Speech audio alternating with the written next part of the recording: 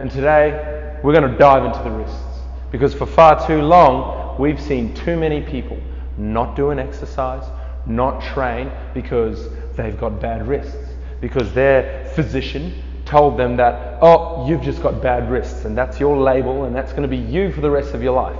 Well, to us that's not acceptable, and that's not the way it has to be. Just like any other joint, any other muscle, you can rehab and strengthen so that the problems go away. So let's dive in here, Ashi, and let's get stuck. Get in here. Get over here. Yeah. Okay, so first exercise, you're spreading your hand, you're holding the floor, your fingers are wide, and you're pressing the tips into the ground, and you're going to do a little raise of the back of the hand. You're rolling onto the ball of your hand, and what you're actually training here is your wrist flexion. So if Rory turns his hands over, what he's actually doing is he's flexing his wrist down, and we're getting these flexors, these muscles, these guys under here in the wrist strong. Okay, the movers of the wrist, the movers of the hand strong.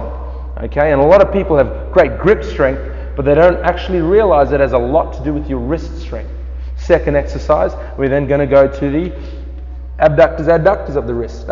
This one on your knuckles. Oh. Yes. Okay, so he's going to roll over his pinky fingers in a rolling motion, and then down onto his elbows and back up. Okay, again, not for the faint-hearted. Do it on the concrete, it's going to be very sore on your fingers, but you know, the body will adapt.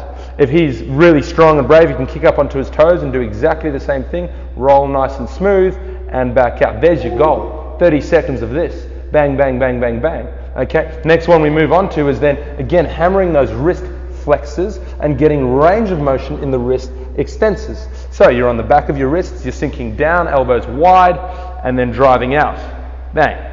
Okay? And again, we can see the stretch and the range of motion happening here as he works to lengthen out the extensors and strengthen the flexors of the wrist, all to give him a better strength for that wrist to load up in push-up position. And when he kicks up here, he then holds up onto his hands, holds push-up position. He can rock forward and rock backwards, and you can see he's spreading his hand, the tips of his fingers into the floor, and he's getting the strength of these guys to help stabilize and look after the joint.